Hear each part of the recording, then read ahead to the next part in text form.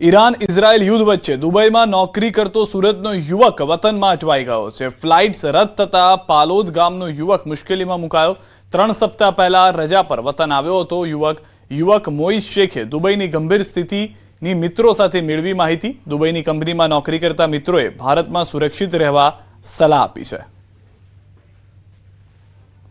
તો દ્રશ્યોમાં પણ આપ જોઈ રહ્યા છો જે રીતની પરિસ્થિતિ દુબઈની છે, ખાડી દેશોની છે। કેટલાક લોકો ત્યાંના જે વતની છે અથવા ત્યાંના જે સ્થાનિકો છે તે અત્યારના ગુજરાતમાં છે, જે ગુજરાતમાંથી જઈ નથી શકતા, તો તેમના મિત્રો તરફથી પણ એ જ સલાહ આપવામાં આવી રહી છે કે જે અત્યારના ખાડી દેશોમાં કામ કરી રહ્યા છે કે ભાઈ તમે ભારતમાં છો, ગુજરાતમાં છો તો ત્યાં જ રહો, સુરક્ષિત છો ત્યાં આગળ આપ।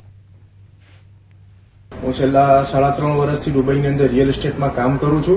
હું અઠવાડિયા પહેલા વતન પરત આવ્યો હતો અને હાલ હવે 2 દિવસની અંદર જવાની તૈયારી હતી। ત્યારે ગઈકાલે જે રીતની પરિસ્થિતિ સર્જાઈ છે, જે ઈરાન દ્વારા જે મિસાઇલો છોડવામાં આવી રહી છે, જેને લઈને મારા મિત્ર સાથે ચર્ચા કરવામાં આવી। મિત્રને ફોન કર્યો હતો, તેણે જણાવ્યું હતું કે અહીંયાની પરિસ્થિતિ બહુ કફોડી છે અને તમે દુબઈ આવવાનું ટાળજો। અને ત્યારબાદ જાણવા મળ્યું કે તમામ ફ્લાઇટો પણ રદ કરી દેવામાં આવી છે। ઈરાન ઇઝરાયલ યુદ્ધ વચ્ચે મામલે તણાવની પરિસ્થિતિ છે, જેના કારણે રાજકોટના 8 થી 10 લોકો દુબઈમાં ફસાયા છે। આ તણાવને કારણે ખાડી દેશોમાં એરસ્પેસ બંધ કરી દેવામાં આવી છે। ત્યાંની સરકાર દ્વારા ઇમરજન્સી એલર્ટ પણ જાહેર કરવામાં આવ્યું છે અને કામ વગર ઘરની બહાર ન નીકળવા સૂચના અપાઈ છે। હાલ પરિસ્થિતિને લઈને પરિવારજનોમાં ચિંતા વધતી જાય છે અને તેઓ તાત્કાલિક તેમને સુરક્ષિત રીતે ભારત પરત લાવવા માંગ કરી રહ્યા છે।